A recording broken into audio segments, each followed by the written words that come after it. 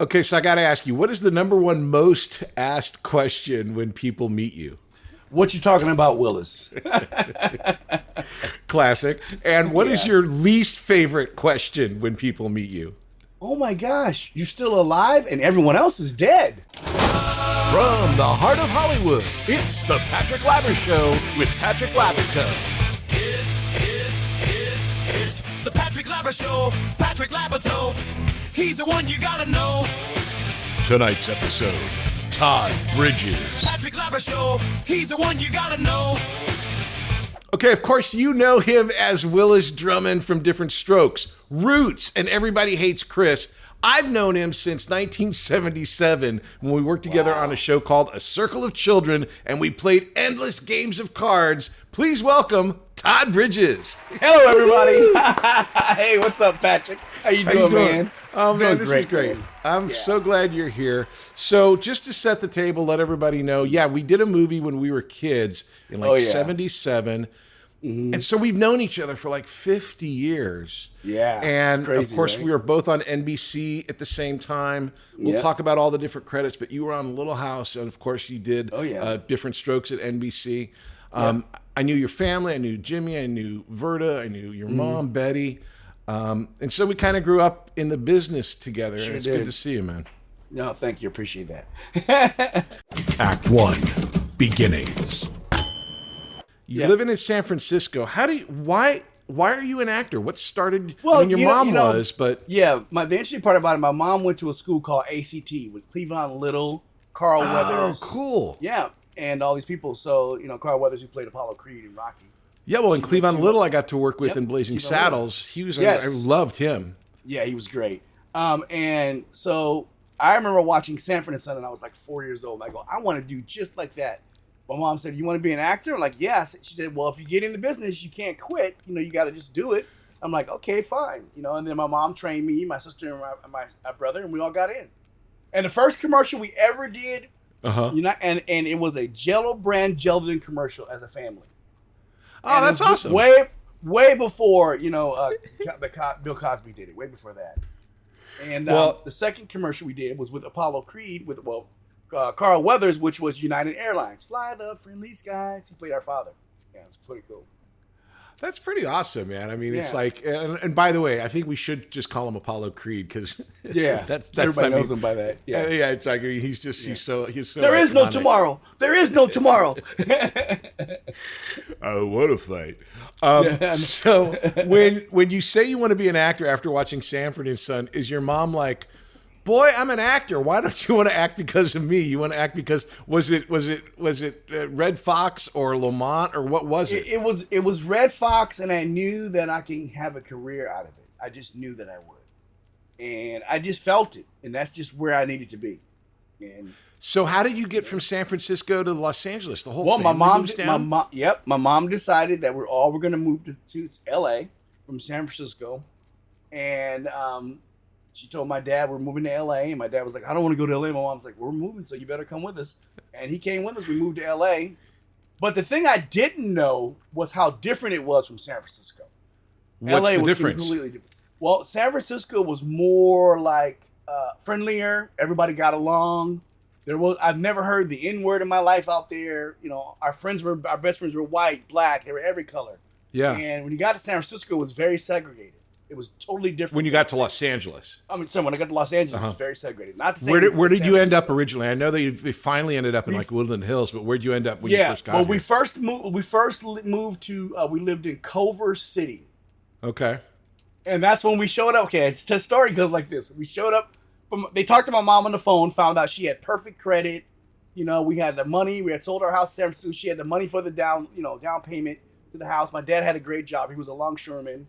My mom had a job as a bank manager, so they had money, and we, go in this. We're gonna move it. We're gonna move to Culver City. It's gonna be great. We all go in there, and we're standing there, and the lady goes, "Oh, we don't have any houses here for sale." Oh no! way. Yes. Oh my God! That was my first thing of racism, and I still didn't quite understand what was going on. I was like, they sold the house. That was really weird, So my mom goes, "Oh, they won't stop me from buying this house." So my mom went and got one of her friends that lived down there who was white, had her go in and sign the paperwork with her name on it.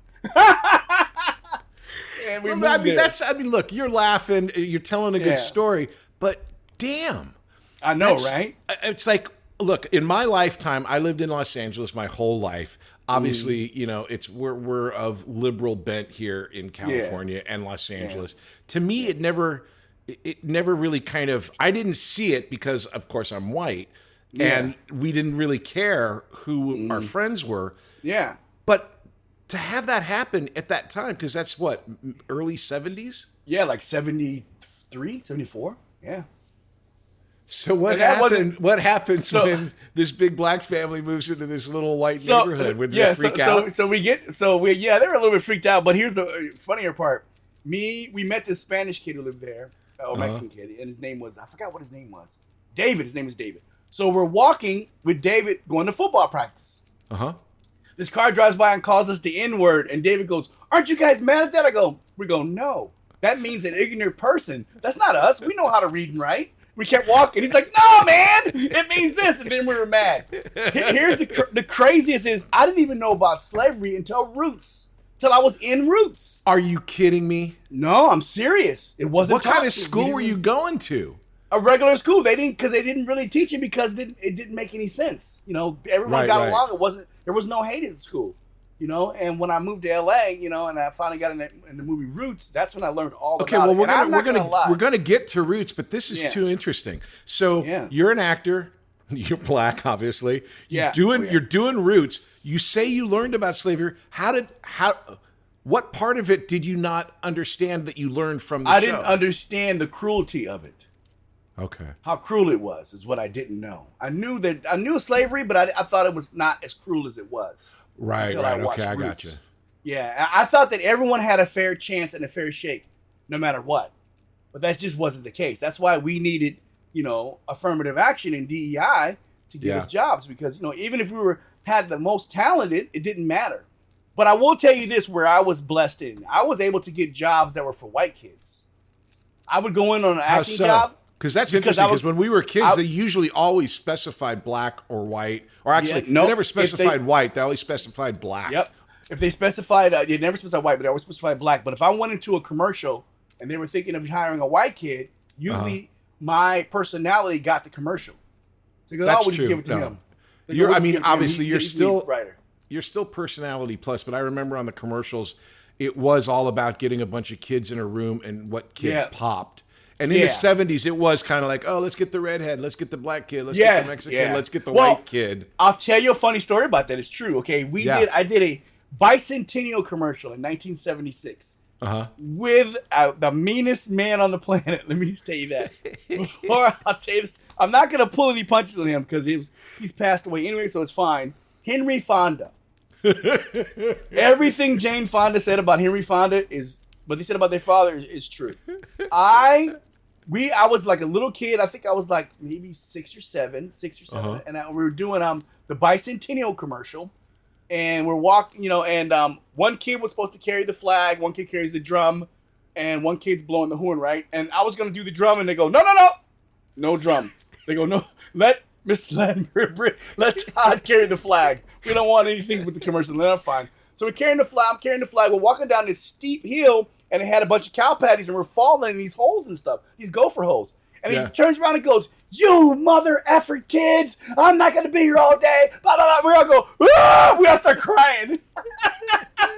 We all start crying, man. We're like, "Ah!" And then our mothers run over there. You know my mother. Run over there like, "You're mean," blah, blah, blah. And then all the mothers go, "We're taking these kids home. I don't care what you do. I'm not going to leave them here with you mean people." So we were going to go home, and all of a sudden the director goes, "Oh my gosh, we can't. We got to finish this commercial. We spent already too much money." And they're like, well, how's it going to be? She's like, "Well, listen, if he apologizes, then we'll stay." He comes over to us and goes, sorry, and walks off. We're like, he's mean. Such a mean guy, man. And that was the only mean adult I ever worked with then after that. Everyone else was great. Yeah, I found that to be true too. For the most part, people are, you know, they can be selfish, or they can be into themselves, or they can be unaware, but not too many actual really horrible people until we get to one person later, which we'll talk about later. Okay, definitely. But okay, so kind of off track here as far as I go, but you're coming down to LA, and yeah, you kind of don't waste any time. You get a lot of good work. You're in a ton of commercials. You end up on Barney Miller. You do Circle of Children with Me. Then you do Little House and Roots. Oh yeah. So let's break this down a little bit, because Barney Miller is going to be really important to you later. Barney Miller, for anyone that doesn't know, was a fantastic show. It was about a cop precinct with Hal Linden. Hal Linden, yeah, and Abe Vigoda and all these great guys. How did people don't remember Abe Vigoda was in The Godfather. Oh yeah, no, he was absolutely no. And for years, I remember. I think not anymore. He's passed away now. But for years, he would take out ads in Variety saying, "Hey, I'm still alive." Yes, because people always thought he was dying. Poor guy. Right. Okay, so when you're doing Barney Miller. Just to spoiler alert, you end up on a TV show called Fish with Abe Vigoda, which is a spinoff of Barney Miller. But when you're doing Barney Miller, none of that's talked about. That's not an idea yet, right? No, it is an idea. What happened was, so tell me. When I finished the show, Danny Arnold, the producer, came up to me and said, "Hey, I want to have a show with you in it. I don't know exactly what yet, but we're thinking about spinning a show off from here, but you're going to be the lead kid." And I'm like, okay. I'm like, okay, cool. I thought he was blowing smoke up my butt. Nope. Right. A couple of months later, we get a call, and he's like, "Hey, we're going to do a show called Fish. We want you to play Loomis." Yeah. And so it was based around me. If you ever watched the show, it was always based around me and Abe Vigoda. I was always at Abe Vigoda, like, "You're a mean old white man," as I say Abe Vigoda all the time, and run and lock myself in the closet. He'd be like, "Loomis!" He was always. So it was based off us, and then they added everyone else around us.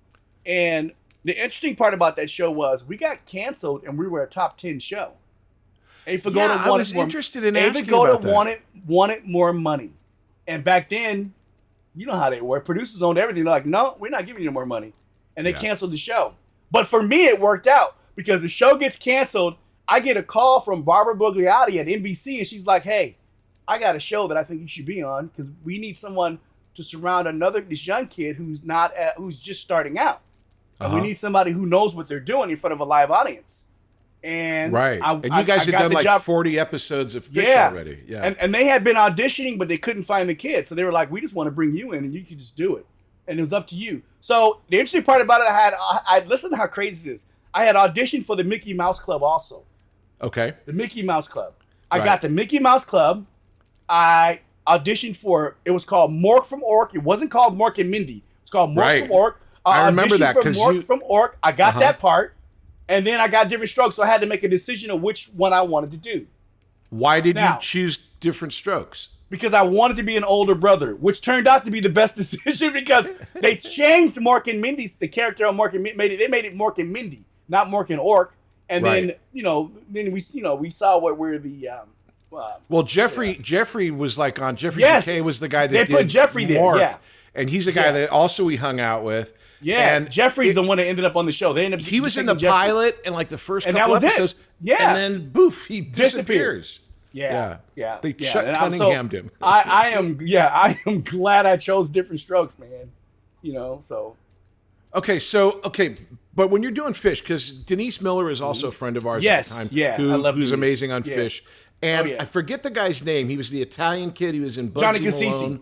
Yeah. Johnny Cassisi. What a great actor, great character. I don't know what happened to him after that, but it was a really good show. We'll talk later. I can tell you later what happened. Okay. Yeah. And so it was all about, again, with the money for Abe Vigoda. Is that what happened? That's what happened. It was a top 10 show. And so around this time, you're doing. Did you do Circle of Children? Before no, this? Before Diff'rent Strokes. The Circle of Children was before Diff'rent Strokes. Yeah. Okay, so let's talk about that just briefly, because that's where we met. It was this TV movie that was based on a book that was about this special needs school. Yeah. And Jane Alexander comes in to be a teacher, and they had all these kids. And the main kid was my brother Matt Labyorteaux. He played like this kid who spoke really fast and had on the spectrum. Kyle Richards was also there. Yep. Myself, you, and that's kind of where we met and hung out. and got to be friends. In the movie, we sang a number of songs, and we would sing these songs over and over again. Was it and Digga-Digga-Doo, was something like that? Digga-Digga-Doo, yes, Digga-Digga-Doo. dude, I remember, dude, I'm telling you. Digga-digga-doo, digga-doo-doo. Digga-digga-doo, digga-doo. Very nice. Digga-digga-doo, digga-digga-doo. Digga-digga-doo, digga-digga-doo. Digga-digga-doo, digga-doo-doo. And we'd walk, I remember a circle of children, we'd walk around. Yes. And it was just, and so kind of Todd and I kind of fell under the radar. Plus, we got to talk about your mom just for a minute. Oh, yeah. Betty Bridges Her is a birthday's force coming up, too. of nature. You know, she just recently passed away, but she was this wonderful, and I told this to you when I was talking to you and your wife. I loved her, and I was afraid of her. Yeah, my mom was serious. She was a serious woman who could make you, could take care of you, could show you love, and like there was no question when she said jump, you didn't even ask. Oh, how yeah. high. You just Exactly. did. But she was on, you know, she was there, and sometimes Verda was there, sometimes James was there. But when your mom was there, you know, we were all, no matter whose kids they were, we were all kind of under control. And I just wanted to shout out because she's a great lady. Thank you, man. And, you know, it's just, you know, it was Her just birthday's coming up. August 1st is her birthday, so we're going to celebrate. Oh, wow. Happy birthday. So it's very, tomorrow. Happy birthday. So we're doing this movie. We just are stupid little kids playing around. My brother had all the work, so we didn't have anything to do but play. And then after that, we just kind of hung out. And then you ended up on Little House in like this famous episode. Oh, yeah. And let's talk about that for a minute. Wisdom of Solomon. Yeah. Right. You have this famous line. Would you rather be black and live to be 100? Or white and live to be 50? So what was your experience on Little House and then with the resurgence of that? You know, my experience in Little House was wonderful. It was great. Michael Landon was wonderful. Melissa Gilbert, which is one of our friends, she was wonderful. Everyone treated me great. You know, everyone was good with me. But what happened with me on Little House is it messed up my English. Okay, I spoke perfect English, but I had to learn to speak like I didn't really know English well. Right. So my mom had to teach me that, and it ruined my English. You know? you went full method. Yes, I went full method. I was like, man, I was saying things like y'alls and ain'ts and suds, and I'm like, what the wrong with me, you know?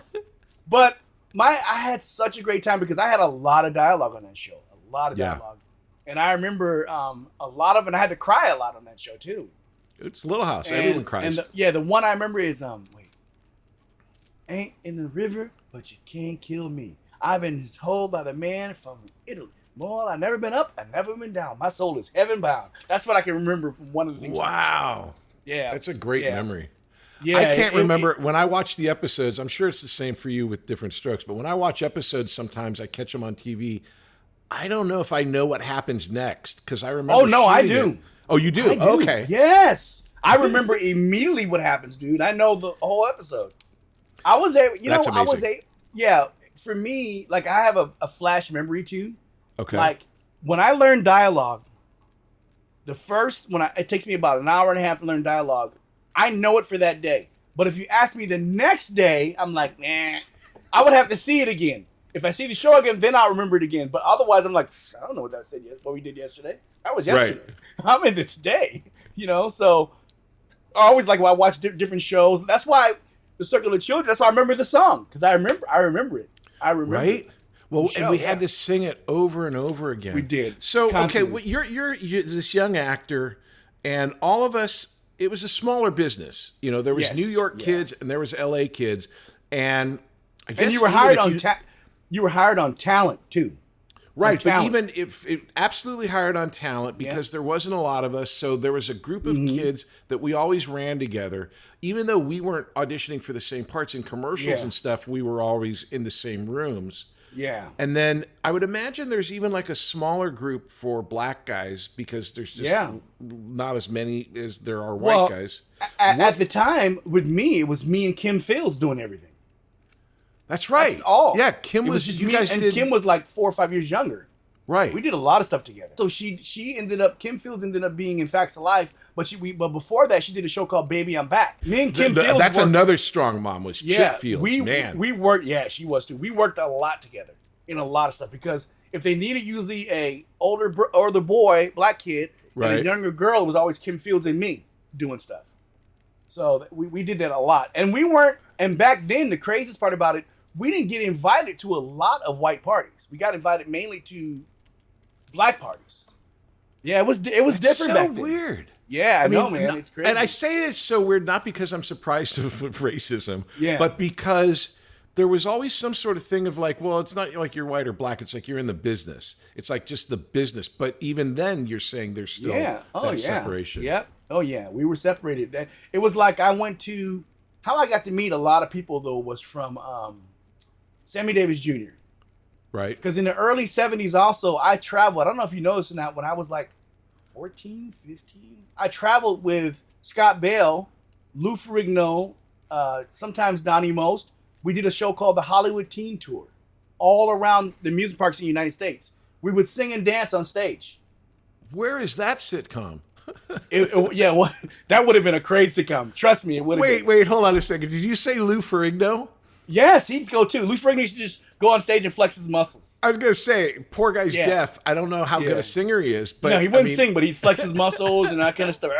But me and Scott Bell would sing. That's amazing. So how And long we traveled did you do that? We did that for 3 years. Was that we traveled during when he was it on was Happy on the Days weekends. and you were on? We Diff'rent would Strokes? leave. We would leave like on Friday night on a red eye, get to a city, perform on Saturday, come home by Sunday. That's exhausting. It was exhausting, yeah, but it was like, and that's where I ran into a lot of craziness because different states. Oh man, I remember one time we were in Alabama and Scott Bell was in my room. Yeah, check this out. Scott Bell's in my room. We're playing games. Some kind of games because me and Scott used to do. I'll tell you the stuff we used to do. Crazy stuff, the things and the airports. So we were sitting there and we're playing cards and the phone rings and Scott gets him an answer. He goes, "Hello," and then I see his face change, like literally go like a ghost, and he hangs up. He goes, "I gotta go," and he leaves. And I'm like, "What's going on?" So he didn't tell me until like maybe 10 years ago. He told me that he picked the phone up and he go, "This is the Grand Master from the Ku Klux Klan. You tell that if he shows up, we're gonna kill him." So Scott had ran outside, went and told his dad, but went and told his people at the place, and they ended up having so much security around, and I didn't know why the security was all there. Oh, and that was the other guy. Scott didn't Yeah. have moms on the set, but he had Mario, his dad. Yeah, Mario was yeah. the tough guy. Yeah.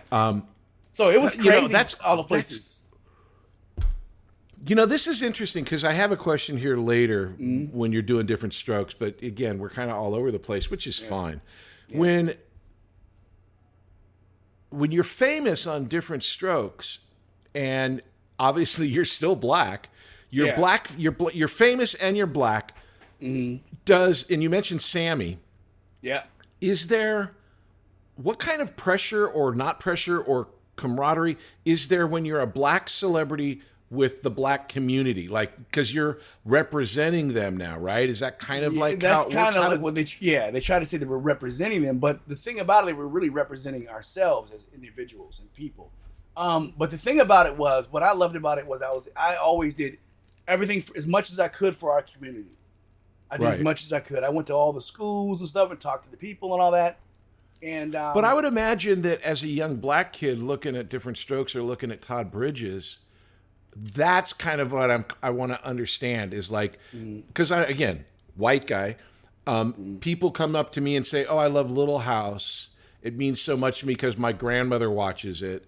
But I would imagine that what young black kids are telling you might be different. Like, I can't believe there's a black guy on TV, or how was that? Yeah, because it was very few of us on TV at that time. Yeah, especially in the 70s. I think in the 70s in the beginning it was just me and it was Gary. you and Kim and Gary. Yeah, that was it. And Gary. Kim wasn't there until a year later. Yeah, it was just the beginning, the first year, 77, it was really just me and Kim. I don't think there was anything else. But here's the interesting part too. You couldn't switch over also. I don't know, I'm sure you remember that. There was no such thing as doing TV and movies at the same time. No. That was broken later by Michael J. Fox. That was broken by.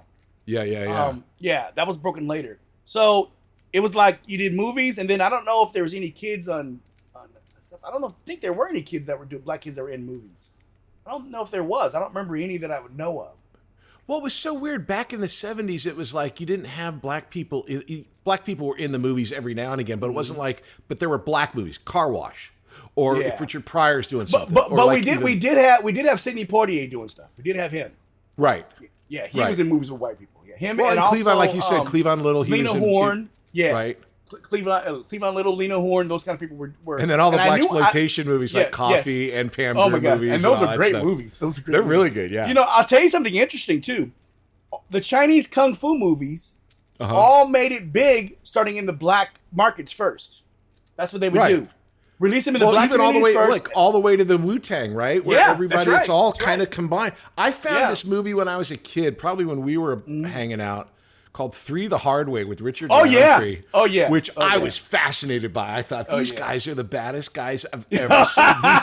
Yeah, they were so good. it's so yeah. cool. We'll be Now at McDonald's, a McDouble is $2.50, so you can get your gym gains on, or just get lunch for only $2.50. Get more value on the under $3 menu. Limited time only. Prices and participation may vary. Prices may be higher for delivery. Ba-da-ba-ba-ba. back after these messages. Have you ever thought about becoming an actor and making your friends and family jealous? Well, have I got a deal for you. Here at Working Actors School, we offer many different classes so you can become a famous actor like me. And we have a delightful selection of classes, including Adult Weekly. It's every Wednesday at 5:30 p.m. Pacific. Here you will learn how to be an actor with other adults. How do we do it? How is it possible? Is it a miracle? Yes, it is. It's a miracle called Zoom. We teach everything online so you can become a famous actor and impress your friends and family. So if you want to be a famous actor and make your friends and family jealous, then you need to sign up at Working Actors School. You can get a hold of us at workingactorschool.com. You can sign up for classes at workingactorschool.com. You can make a reservation for the class online at workingactorschool.com. So come check us out. It's workingactorschool.com. Act 2. Success.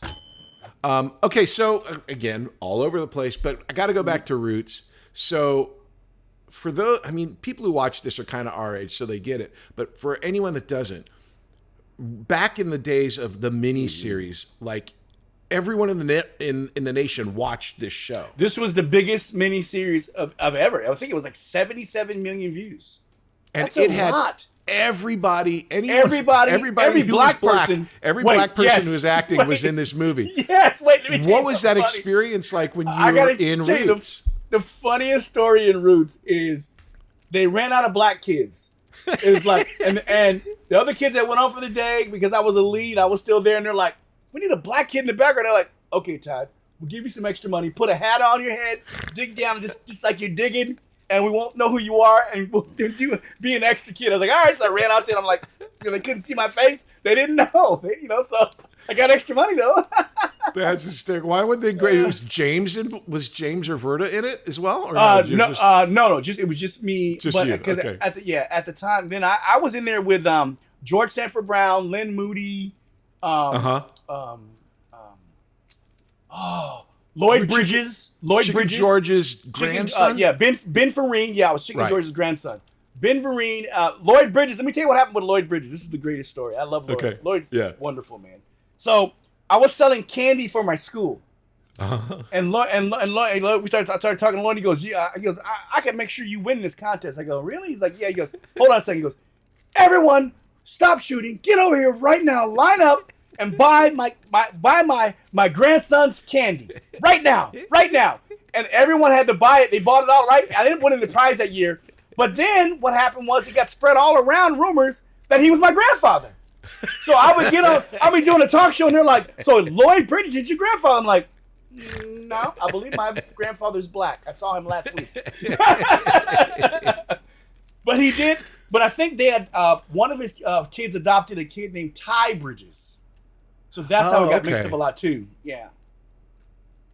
So when you're in Roots and it becomes the thing that it became, which is it's everywhere, and Yeah.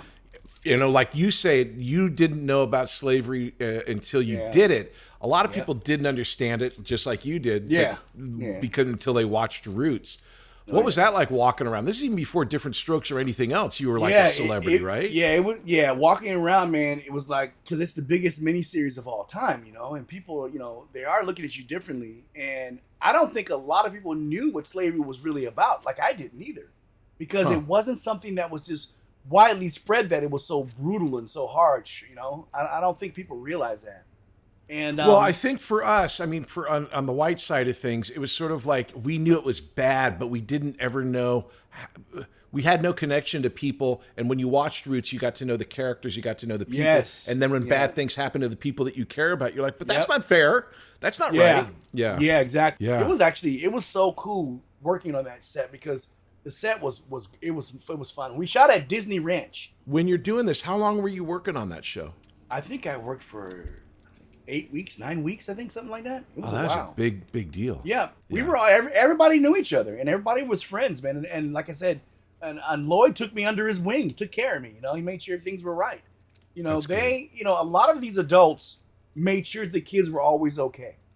Right. They'd bring us stuff all the time. You know, and I'll tell you what was interesting was one time from NBC we got motorcycle helmets from, like, I think it was Alan Horn. Bought us. We were like 12 and 13. Bought me and Kim Fields a motorcycle helmet. We're like, what the? Do you think we hit our head a lot or something? Like, we're like, and so Red Fox is coming down. He's like, hey, what's up, kids? And we're like, hey, Red. Because we knew Red well too. And you know, he was my idol, and I got to not only meet him, work with him, meet him. Come on, you can't beat that.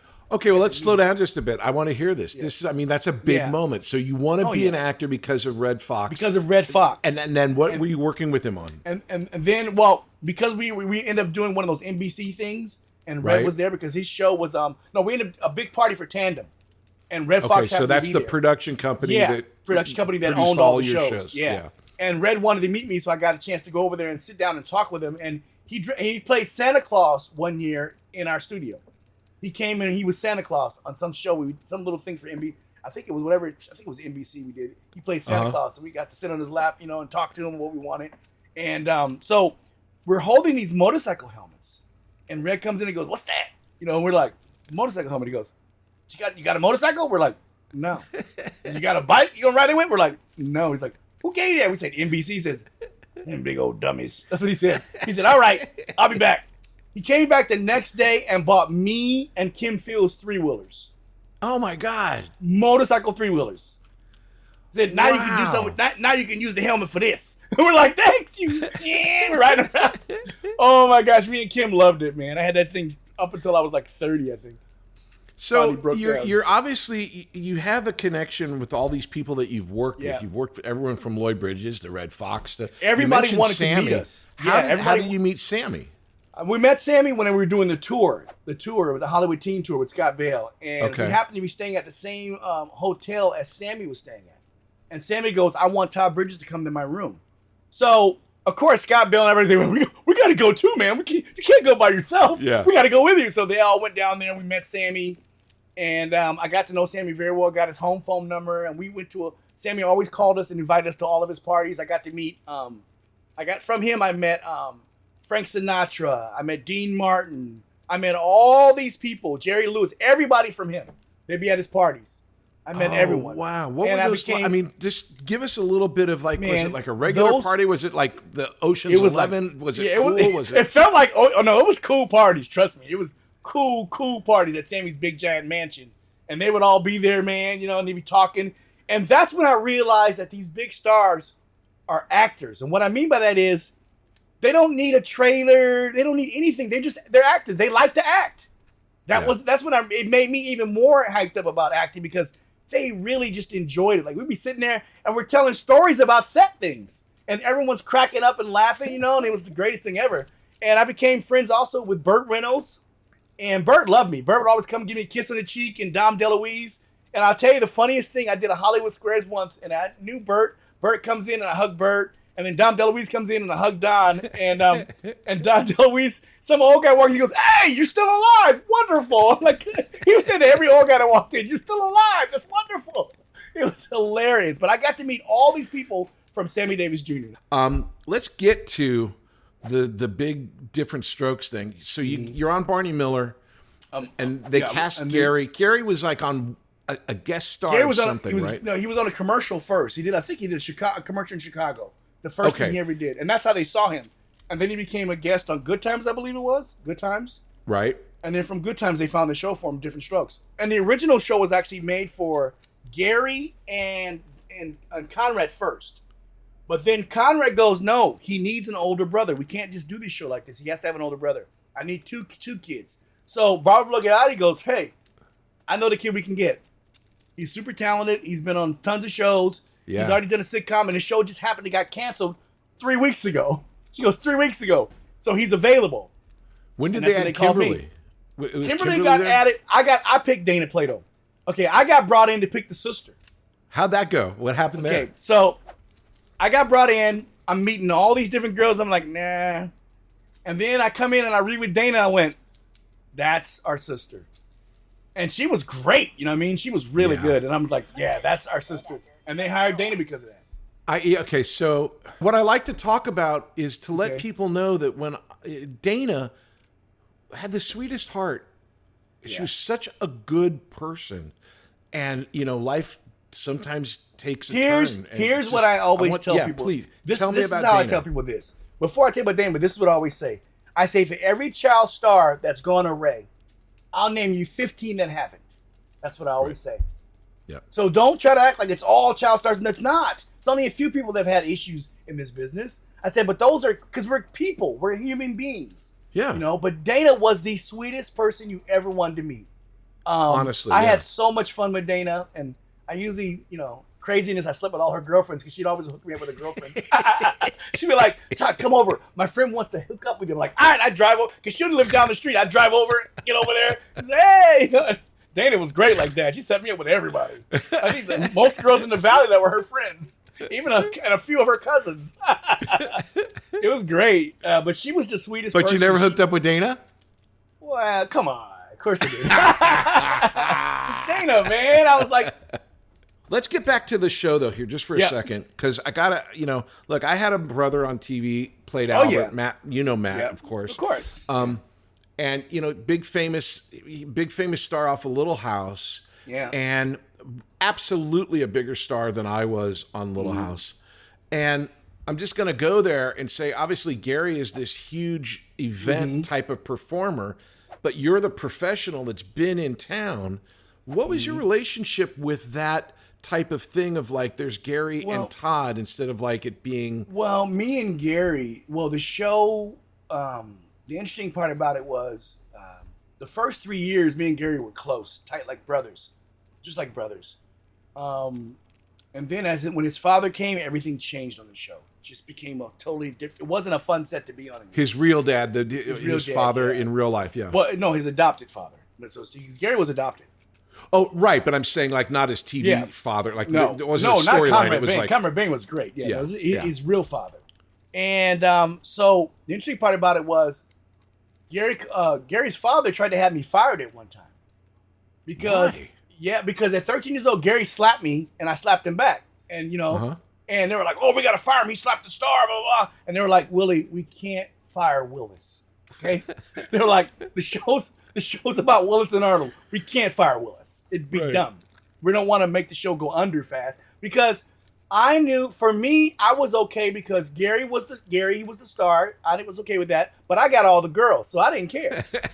You know what I mean? I got all the girls came there. It was like the audience was predominantly young girls. right. And when I would come out, they would lose it. So I didn't, so I was like, yeah, you can be the star, but I'm getting. So you guys had this really good relationship. We had a great relationship, but people, I don't know if people know this a lot, and I don't know how much it impacted. Go ahead. But Willie Coleman separated us for like a few years.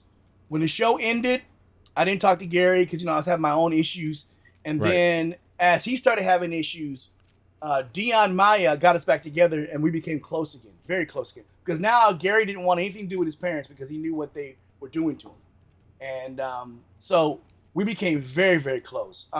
Our first engagement together, we were at Tennessee doing an autograph signing. Now, to get me and Gary together is the greatest thing. But let me go back before that and tell you the funniest story.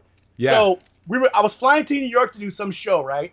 And I get on the plane and somebody goes, your brother's here. And I go, no, I just left my brother at home. What are you talking about? They go, oh, you'll see. And I'm like, well, who are they talking about?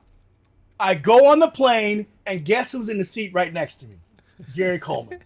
And I'm like, come on, man. And he starts laughing. I start laughing like, man, this is nuts. I'm like, how'd you end up next to me? So somebody, and the thing was like, oh, my God, Todd Bridges, Gary Coleman. I'm going to put them next to each other. We had no idea we're both were going to New York. So Anyway, I'm in Tennessee and I'm with Gary and I started pushing. We couldn't walk very well, so I started pushing him in a wheelchair. And he's like, "Why are you pushing me after the things I've said about you?" I said, "Gary, you're still my brother, man. It doesn't matter. We're okay. I'm okay. I'm good, man." I said, I got my life together. I've been sober for a while." I said, "Everything's fine." And he goes, "Man, oh, okay."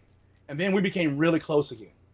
And and once we became really close, we were just like brothers again. Because basically, we all did everything on that set. The thing that made it so much fun on Diff'rent Strokes is all the kids from all the shows were on that lot. Let's explain that for a little bit.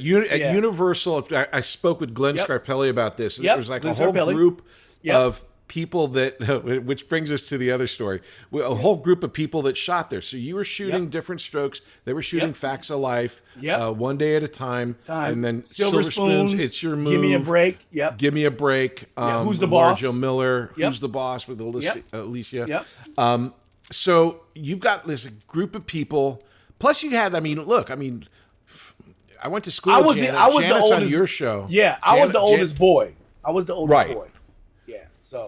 But you guys had kids on your show, and I got Janet. I got Janet on our show. I'm the one that did that. So I used to watch her. Tell that story. So when I was, let me think for just a second. Yeah. Why would Todd Bridges want Janet Jackson on the show?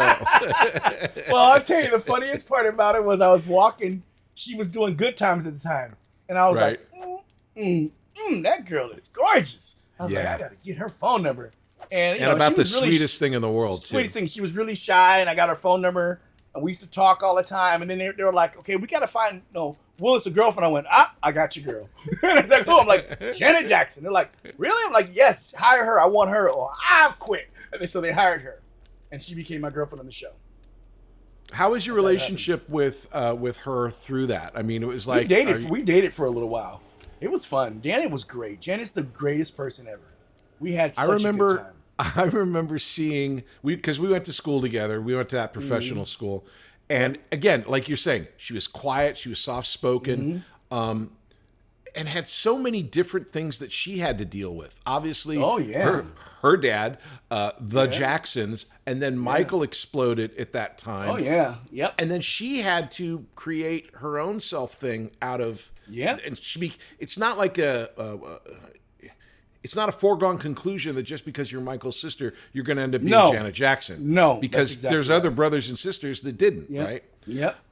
And so when you're working with someone like that, were you aware of all the different things that she was having to deal with? I knew, because when I started going out with her, I had to go to meet all her, her brothers and stuff, and that wasn't for a 16-year-old boy. That is not fun. You know what I mean? You got to meet the brother, and they're all like giving you the eye, and you're like, I'll tell you, I loved your album. Why you hate me? Yeah. So I remember my first time I went and met Michael from Janet, and it was crazy. I went to the Havenhurst house that was being rebuilt because they were staying in condos down the street. Havenhurst was being rebuilt, and I remember being I'm back there. We're looking at some stuff. I'm looking at some stuff. And then Michael comes driving in and his power slides around the car and he jumps out and starts singing, "'Cause this is Thriller," inside the pipes. And I'm like, what is he doing? He's like, "Oh, he's singing his new album." I'm like, "Oh, okay." So I got to be Michael, went driving with Michael. And I'm going to tell you something, driving with Michael was scary. I was like, the whole time in the car, like, "Please don't kill me." I was so afraid driving with Michael, man, because he drove wild, so give me, this is about you, but I got to ask. Michael Jackson, biggest star in the world at this time. He just come out with Off the Wall. Thriller hadn't come out yet. But I keep hearing all these things that Michael had this one persona, but in real life, he was not that he was a little bit different. What was your experience? Is that any part of it is true? Or Michael's, when he was on stage, he's different. But in real life, he's just a normal person. And, same conversations. He has his likes, his dislikes, But he was probably the most talented person I ever met in my life. Him and Prince, those two were amazing. You got to meet Prince? Oh, yeah. I went to Prince. I got invited to Prince's concerts and stuff, man. Prince. Oh, man. Okay, so I'll tell you about that one too. Tell me about Prince. Yeah. That's crazy. Yeah, I was a big Prince fan. Oh yeah, like Back to Controversy and all those. Yeah. Oh yeah. So the funniest, so I got to know Michael really well, and I got invited to like his concerts, at the Forum. That's when the Forum was like doing concerts. Right, the Fabulous Forum. Yeah, Fabulous Forum, and so we used to go to that. I went to like 3 or 4 of his concerts, and I didn't want to go to one of them. My sister got mad at me because I didn't want to go to the 5th one. She's like, "You should have went. I wanted to go see Michael again." I'm like, whatever, crazy. So, so I was always around Janet. So always with either at the house, around her and her mother, or her and her, like that. And then her sister, LaToya. When I'd go there to pick Janet up, and LaToya would be, there. "Hey, Todd, come in." And I'd go get Janet, go out with Janet. Well, I'll tell you something else crazy, though. I also hung out with Jerry Buss for like a few years, too. The owner of the Lakers. These are things that I'm you trying to know. step around all these names that you're dropping. Let's get to Jerry Buss. Tell me, Okay, no, tell Prince. me, Prince. Okay, Gotta so hear Prince. I met Prince from all the nightclubs we used to go to. We used to go to a lot of nightclubs, and Prince was in a nightclub, and we talked. Didn't he hang out at Carlos and Charlie's all the time? Yes, we here in all LA? did. All Yeah, of us did. yeah. Yeah, Carlos Charlie's, and he's like, "You got to come to one of my concerts." I'm like, "Okay." So he's like, "I'm gonna have one in Chicago. I'll fly you out. You can come to the concert." I'm like, "Cool," So I go to Chicago. It's concert in Chicago, and I walk in. Security brings me in, and I'm waiting, and I'm talking to Morris Day, right? I'm talking to Morris Day. I'm like, "Yeah, we were talking about the old days," because I'll tell you something interesting. I went on a date one time to pick this girl up in this house, it was like in Hollywood Hills, and I'm sitting on the couch, and next to me, it was 6 girls that lived in this house. Next to me is Morris Day, Magic Johnson, Prince, and so it was all there for different girls, and we're like, "This is nuts," So that's how I really met a lot of people too.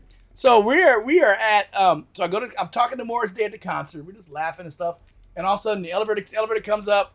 And Prince, it opens up, and Prince's bodyguard's in there, Chick. And Prince. Yeah, the big guy. Yeah, the big guy with the beard, long beard, yeah. Yep. So the doors open up, and he's like, he looks at Morris Day, and he goes, "F you, Morris. Todd, come on, man." I was like, "All right." So I left with Prince. I'm like, "All right. I don't know what's going on, bro, but I ain't involved." So you're hanging out with Prince. What do you talk about? Prince was, okay. What used to drive us nuts about Prince was, and it's true, he was really good in basketball. You did not want to play Prince in basketball. I heard that. Is that for real? He would play, yes, he played his high heels and beat you. Trust me.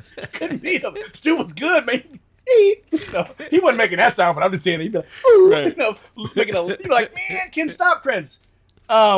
He was just like, whenever he would get on the piano, all the girls, we had to get the leftover girls because he'd get all the girls running to him. We started, like, whatever. Right. "Oh, dude, you really got to start singing now." So a lot of the parties that I went to was because also Jerry Buss is how I met a lot of people. He owned the Lakers, and that's how I met a lot of people also. Yeah, in fact, they owned them up until like a week or a month ago, where the family just sold them. Yeah. Okay, so let's kind of tie some of these things together. So you're hanging out with Prince, you're dating Janet, you're going to all these different things. You know Jerry Buss, you're going to all these parties. Yeah. But is that where the drugs come from, or No, is the drugs a personal thing? The drugs It's a were a private personal thing. It's a private thing that I hid from everybody. I was So at using these it to parties, cover up. it's I was like- using it. Yeah, I wasn't getting high at these parties. I was using it as a tool to cover up my real feelings and emotions of how I was feeling about life and the world and myself. You don't abuse drugs unless you're feeling really terrible about yourself, and you use it as everything else around you. Yes, you use everything around you as a reason to continue doing it. But once you come to the end of the road, things change. Once it changes and it's not helping you anymore, you're just addicted to it. That's when you have to make the change to be something different. And you have to find it inside of yourself and the courage not to ever go back again.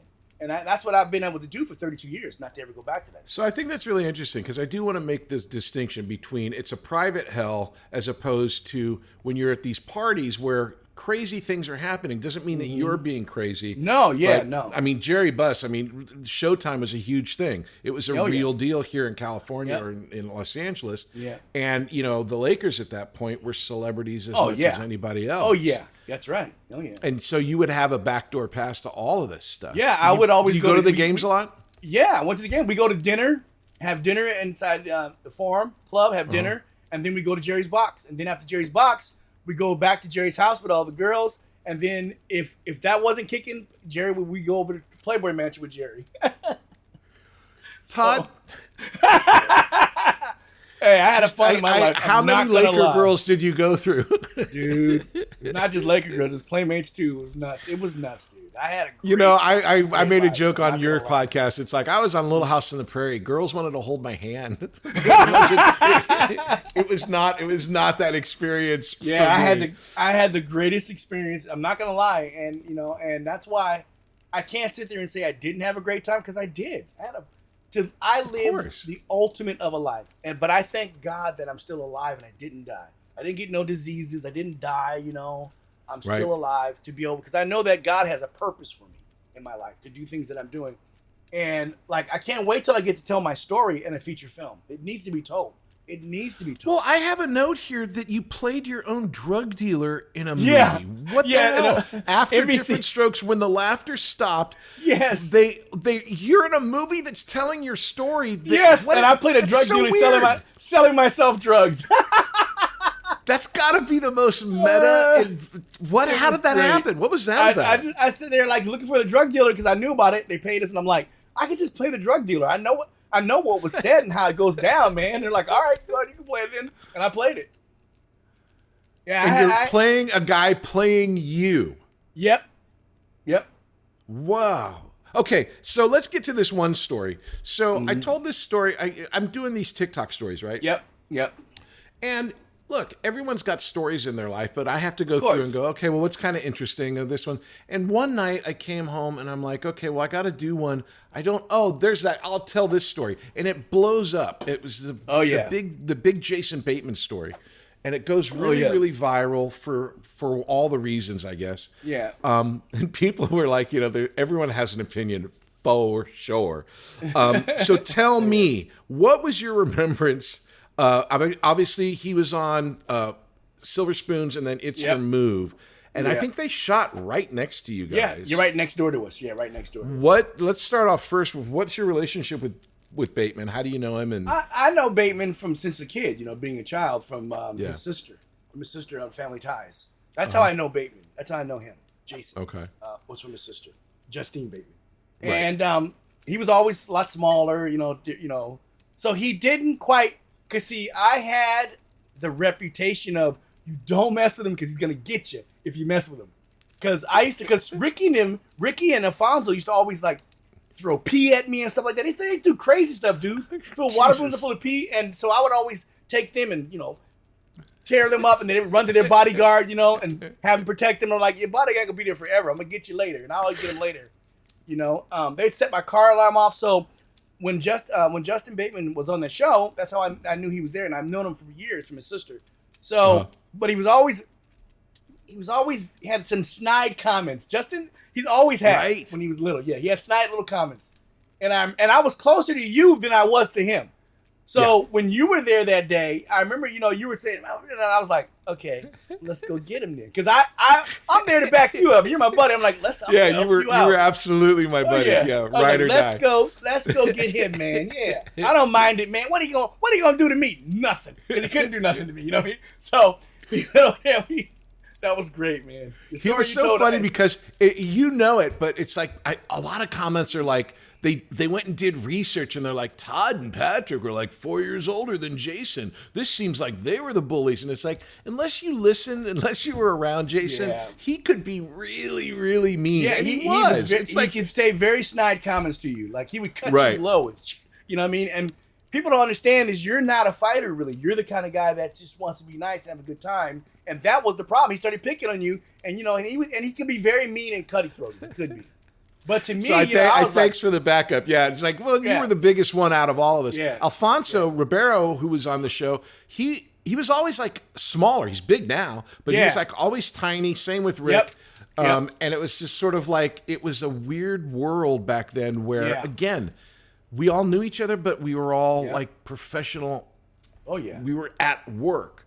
Yeah. But we're kids. So Todd and I threw him into the garbage can. Oh, and he was younger than us, but he was a really mean person. Yep. And the thing about different now. Yeah. Well, because I did the live Diff'rent Strokes with him. He was there. We talked for a bit. He's all right, but all right. everyone's still with me with my reputation. They're like, Be nice to that guy. He's a little bit crazy sometimes if you mess with him. So he was good with me. But who I was really impressed with, I got to meet Dwayne Wade on that set, on that live Diff'rent Strokes thing.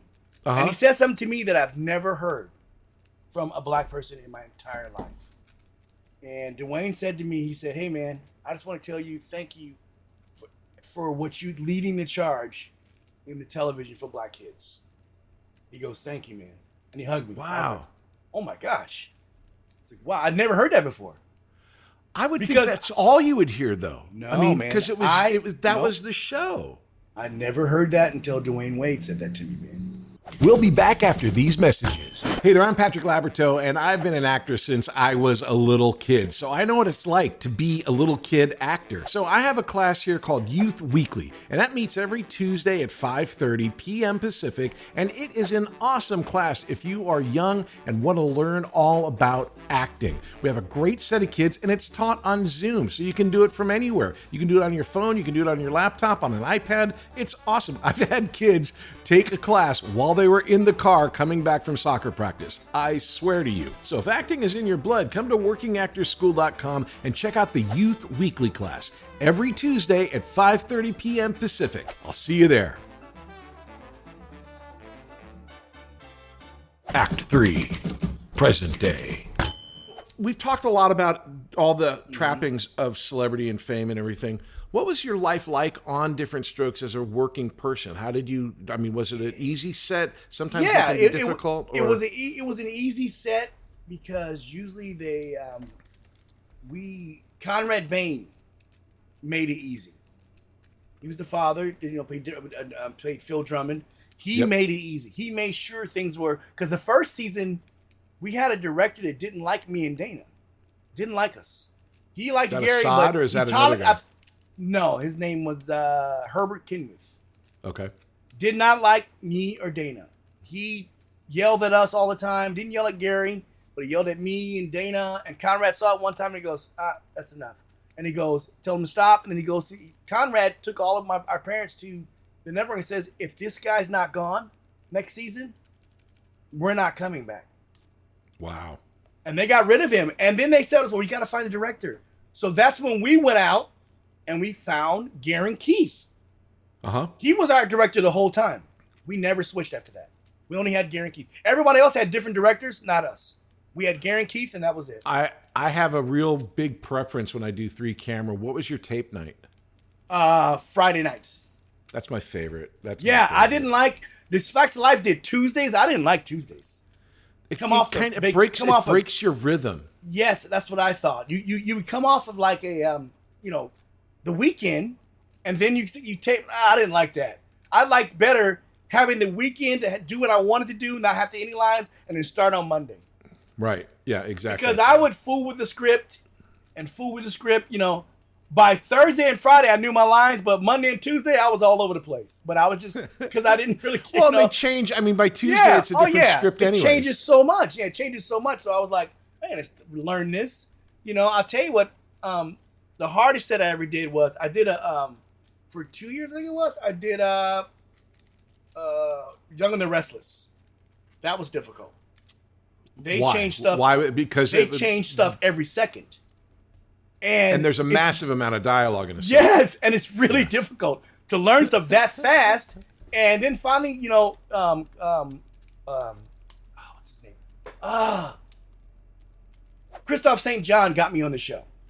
Okay. And Christoph, again, another kid actor. Yeah, another kid actor. Like, we've been around each other forever. Yeah, I mean, I remember Christoph at the He was in Bad News Bears. Yeah. Oh, yeah. So I get on the show, and he's like, "Todd, you don't have to learn it all." I'm like, "What are you talking about?" He goes, "Let me show you." We go around the set. He's showing me his dialogue in drawers, on walls. And I'm like, what? Wait a minute. What do you mean? He goes, "Dude, the camera's not on you. This is one camera. This is not the multi-camera you're used to." He goes, "When the camera's on somebody else, you be looking at your dialogue. And you listen to what the line is, and you, bam, ba ba ba ba ba ba ba ba ba ba ba ba. Camera goes off you. Walk over here." He goes, "You walk over there." So I learned from him how to do a soap opera. That's awesome. I haven't seen him in a long time. He passed away. I just want to. No, really? Away. Yes. That dude was jacked. Passed away. He passed away. Oh man, Yeah, we're losing so many people. Yeah. Yep. I remember hanging out with you. I just want to bring this up. I don't remember you and I, my brother, I think James, Marcus, Wyatt at the time. Marcus, what's his name? Is it Wyatt Chong? It's Chung now. He changed it. Okay. And I think Stoney Jackson, we ran into him in Westwood, right? Oh, So yeah. we were all hanging out in Westwood, which was a thing. And it was just, we had a really good time going to Westwood. yeah. But it was weird because it was you, my brother, who were both obviously famous, me, who's like semi-famous. Marcus wasn't famous yet. Stoney was famous. And just like watching the people watch, like you'd walk around and we're just doing regular stuff, eating falafel or going to a movie. Exactly. And people were like nuts for you guys. Yeah. Was it like that for you everywhere you went? It was back then, yeah, because back then there was a thing called teen idols, and we were teen idols. They don't do that. They don't have teen idols anymore. Now they have celebrities, but you're not a teen idol anymore. Well, I guess if you're in a singing group or if you're K-pop or something like that. Yeah, I guess K-pop, but I don't. Yeah, but it's still not the same because they have so much more access to you. You know, by your absolutely, Instagram influencers. I guess they'd be influencers. Yeah. But see, if we had like think about if we had Instagram and Facebook back then. Oh my goodness. Well, you would have no fluids in your body. You would just be a husk. Yeah, it would have been a different ballgame. Okay, so you obviously had this rough period of addiction and with the law and everything. So that you go look it up if you want to know about it. Yeah. You told us about your way back, but you told me this story that you got to tell about when Eddie Murphy decided to help you out. Okay, got to tell this story. So I've known Eddie Murphy for a while too, right? And Eddie was like, "Man, we got to get Todd some help, man. He tripping." You know, so he's like, okay, we got to find somebody who knows about drugs. And they're like, everybody's like, naming Rick James, send him a Rick James over there. So they send Rick James to my house. Now, if any of you guys know anything about Rick James was getting higher than I was at the time. So Rick comes to my house, you know, he opens his car door up and all this smoke comes out. You know, and I'm like, what's going on? I'm like, what you need? He's like, hey, brother, I want to talk to you. I'm like, oh, okay. Go step in the house. I'm so sorry. I don't mean to interrupt. Did you know Rick at this point? Or Yeah, was it I knew Rick. I knew Rick from different places, you know, different clubs and stuff. But when Rick spoke, you listened. You know what I mean? Rick was loud. So when Rick spoke, you listened. I'm like, okay, come on in. And he goes, let me see your stuff. And I didn't know what Rick was saying. I'm like, what do you mean my stuff? He goes, your stuff. I'm like, Rick, what are you talking about? He goes, your drugs, man. I go, oh. And I'm like, why am I? He goes, let me see it. I'm like, all right. So I showed him. He goes, man, that's too. I don't want you killing yourself. That's too much. Let me take a half of that. Take it from you. You know, kill yourself. And then he started talking to the girl on my couch, and she went with him. And I'm like, this is, you know, I'm ready to kill Rick at this point. So Rick leaves, and I'm like, what? You know, what? You know, what's going on? What kind of drug intervention was that? He took half my drugs and left. I can't get over the fact that it's Eddie Murphy decides to help you with an intervention, sends Rick James, which I don't. But Eddie didn't know. Eddie didn't know. No one knew that Rick was getting high either, really. But I did. Are you kidding me? He's a super freak. But they know that he smoked weed, but they thought that's all it was. Oh, okay. Yeah. Okay, so you're after Diff'rent Strokes and after all of this fame, you have all of these other life crises that you find your way out of. And then you end up on Everybody Hates Chris, which is one of my favorite shows. I thought it was such a good show. Yeah. What was your experience with that? At the time before I got on that show, I was doing a show called World's Dumbest. I don't know if you ever saw that. That was where we comment. It was with me. It was like we comment on videos. It was like after it was home funny videos, except for they had comedians. Like a VH1 type of thing. No, yeah, but it wasn't on VH1, but yes, like a VH1. Okay, got it. So it was like on talking head TV. over videos. Yeah, okay, it was on True TV. And I was doing that, and then I got an audition for Everybody Hates Chris. And when I went on the audition for Everybody Hates Chris, it was a black casting director. I won't mention who she was, and she basically didn't really want me to get the part. She didn't. But let me tell you how it all worked out. I can tell you how God worked it all out. So, wait, why would she not want you on the show? She didn't. I've had that problem with some casting directors before, and this person was one. What's the bias though? Like the trouble with the law, or I don't know. Willis, I don't know. I have no idea. So I go and I audition for it, and she was like, "Yeah, well, they're looking for a different type, but thank you." I go, okay. So I leave. You know, all of a sudden I get a call a month later, and they're like, "Hey, no, they want you for this role." And my agent, they do. I said, "Well, you got to work around World's Dumbest." I said, "I'm doing that show 3 days a week. You know, just pick, tell me what day you work, and I can work around it. I can just if I'm shooting on this day, I can shoot later." And they go, "Okay, no problem." So they end up working around it. Then I talked to Ali Leroy about this show, and he goes, "Man, let me tell you how this works." He goes, "I know God." Ali Leroy was the executive, the showrunner on with Chris Rock. Yeah, with Everybody Hates Chris. So he says, "I never look at tapes in my entire life." He goes, "I never do." He goes, "Something told me to put the tape in and look at it." And I put the tape in. He goes, "I see your face," and I just stop and I go, calls up the cat and said, "Hey, did you offer this person the role?" No. She goes, "Why not? Of course he could do this role. You know that, right?" "Yes, give him the job." So I ended up getting the job, and my first day, I hadn't worked on a sitcom in a while. You know what I mean? Yeah. This is, and especially considered. But it's a one sitcom. Camera. But it's also not a live audience. Yeah, it's a one camera sitcom. But I still haven't worked on one in years. So I get to the set. I always get there early. That's my thing. I get there early, and they go, "Oh, you got some new dialogue." I'm thinking 1 or 2 lines maybe. Yeah. Ollie changed everything, and I'm like, "Oh my God." I call my mom and I'm like, "Mom, I don't know what to do." Mommy, here I am in my 40s. "Mom, I don't know what to do." My mom's like, "Boy, if you don't put this phone down and start learning your lines, you get it. Don't worry, you'll be good at it. Don't worry about it." Blah, blah, blah. She pet me up and said, "All right," hung up. So I ended up doing a great job. So good that they come to me before I left and they go, "Would you like to be a recurring regular on this show?" I'm like, "Yeah." They're like, "Okay." Yeah. You after today, your performance today, man, had everybody laughing, man. So I owe homage to Chris Rock for allowing me to do that show, for Ali Leroy, because I had never been hired. Listen to how crazy this is. I had never been hired from these black people like this from the show. I've never been on a black show in my life. That was the first time I was on a black show.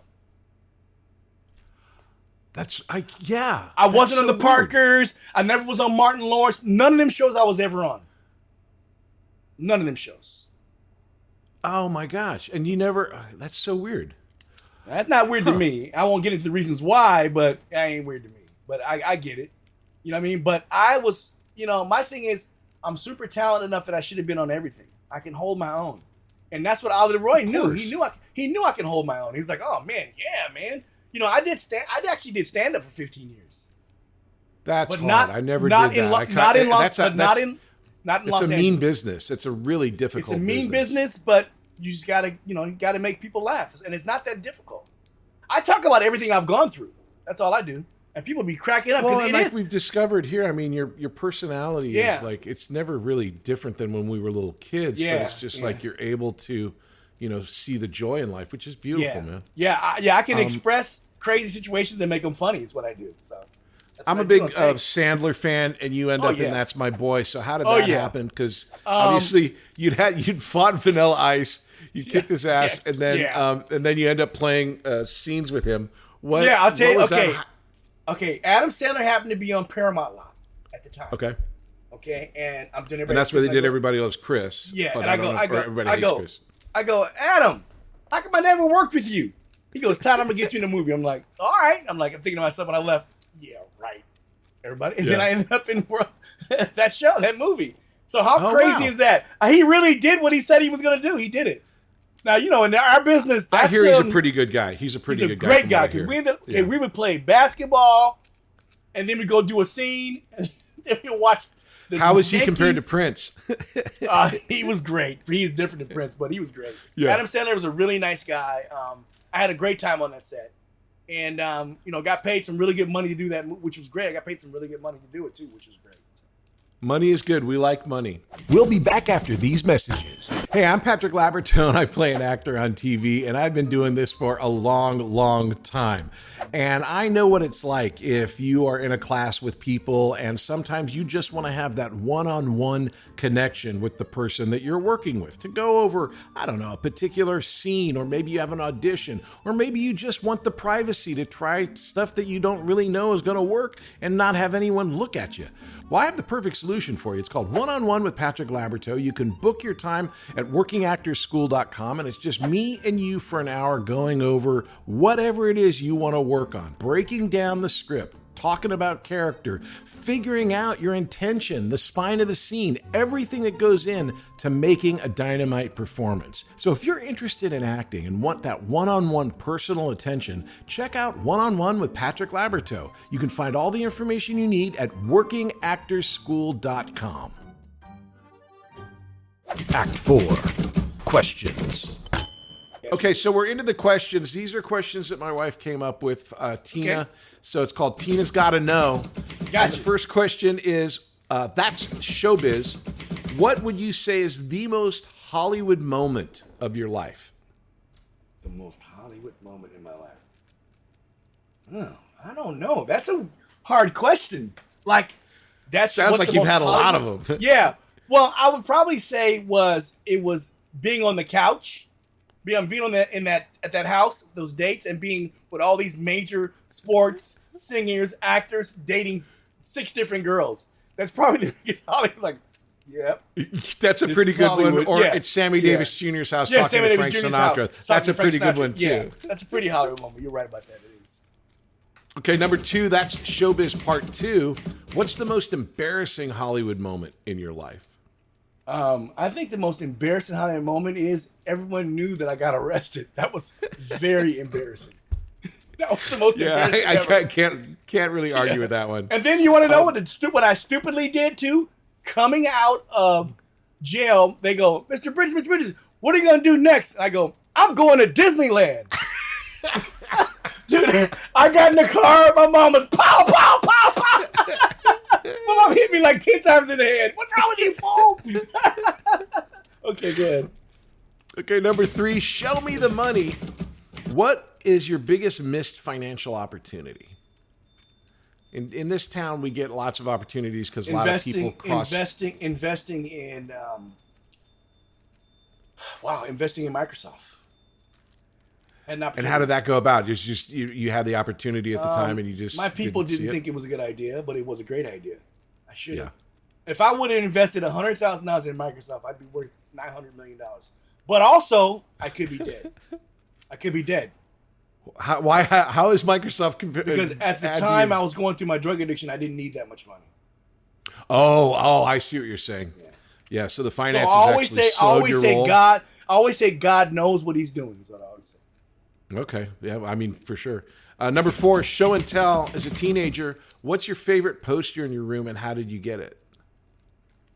I would say my favorite poster probably would have been Pam Grier, and Pam Grier signed it. Oh, what was that interaction like with Pam? Great. Come on, Pam was fine, man. We were all like, Pam Grier. Still is, yeah. Yeah, or still was. is gorgeous. So yeah. it was, I think she's still around. Yeah, so that's probably my poster I had in my room, and she signed it, so right by her boobs, which was great. for a 16-year-old kid, he's like, yeah, man. You know what I mean? Yeah, for sure. Oh, yeah. Foxy Brown is Foxy. Oh, yeah. Number 5, showdown. Okay, professionally, as an actor, what's the best thing you've ever done and the worst thing you've ever done? I would say Thing you're most proud of, thing you're least proud of, I guess. I have a lot that I'm very proud of. I would say I'm most proud of probably Little House, probably. That's a good choice. Yeah, I stuck that role really hard. And it actually, when people see it today, people still cry on that. So I really shot that. Really did a great job on that.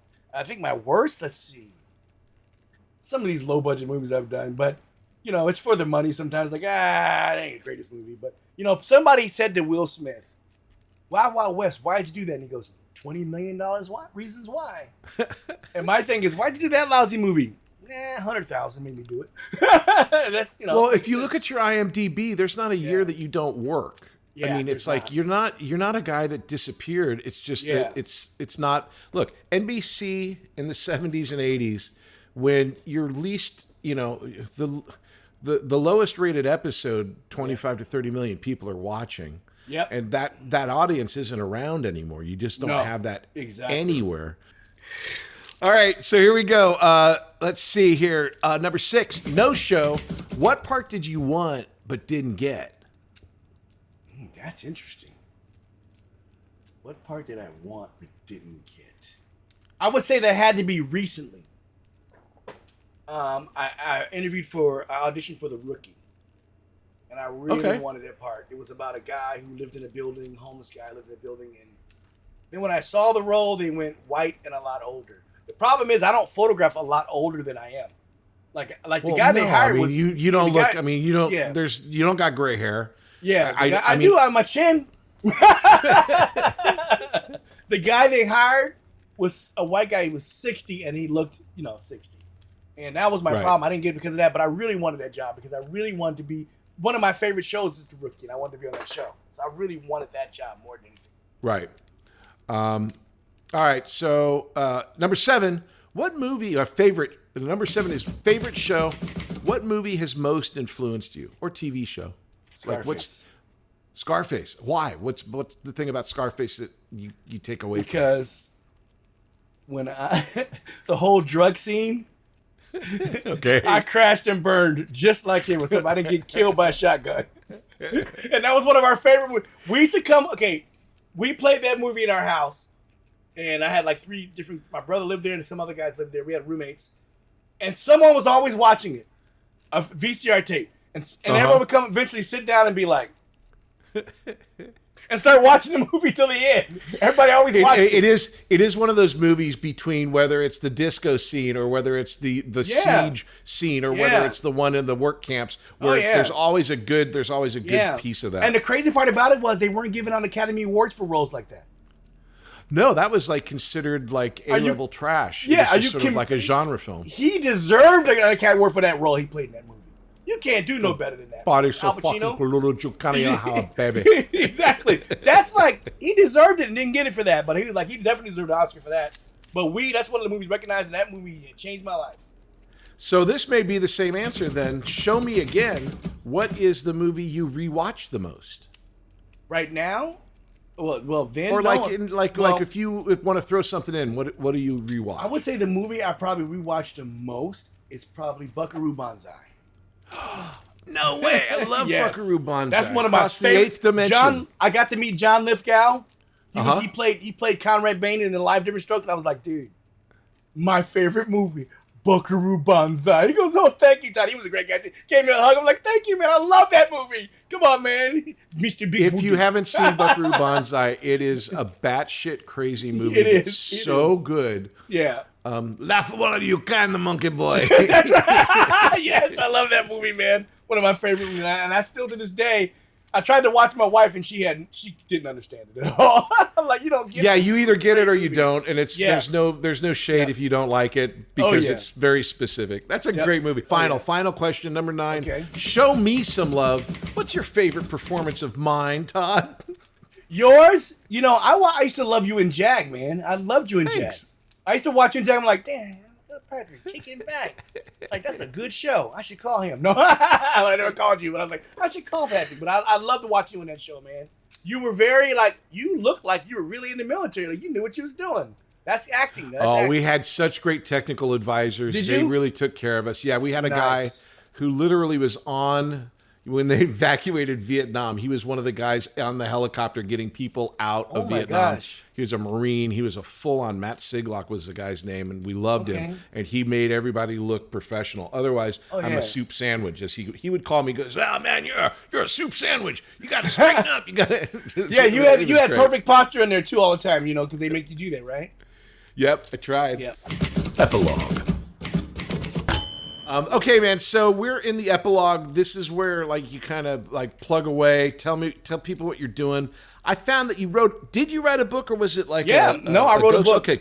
No, I Killing wrote a book. Willis, from Diff'rent Strokes to Mean Streets to the life I always wanted. Yeah. Well, the life I always wanted meant that finding myself again and becoming the person that I was and being happy with wherever I was in life, I was happy with it. Yep. That. Okay, and then you got. I was on the podcast Dang with your wife Betty Jo Bridges. My wife Betty Jo Bridges. Yep, and then I stream on Twitch.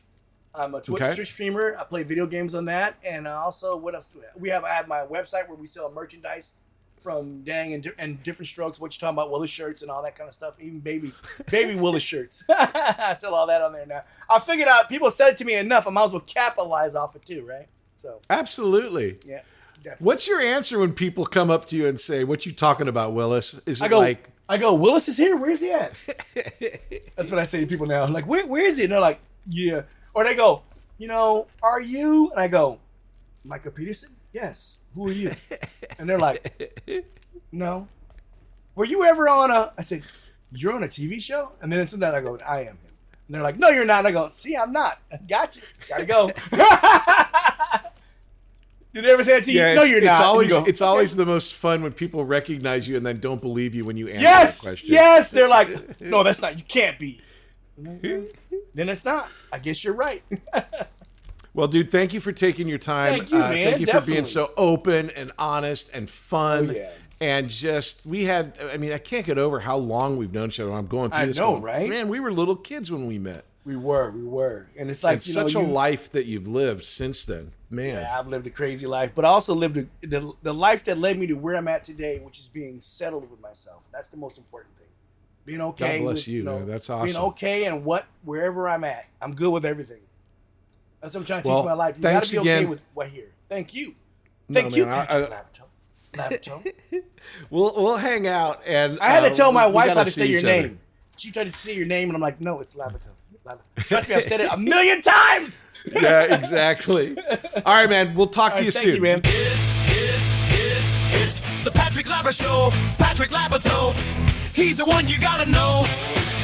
Hey, everybody. I'm so glad that you're enjoying the podcast and checking it out. It is an audio podcast wherever you get your audio podcast, and it's a video podcast over on YouTube. My socials are all patrick.labyorteaux. And that is on Instagram, on YouTube, on TikTok. I'm everywhere. If you want information on the school, you can go to workingactorsschool.com. We have classes going all the time. It's a lot of fun. I suggest you check it out. Hey, we'll see you next time. It's the Patrick Labyorteaux Show. Patrick Labyorteaux. He's the one you gotta know.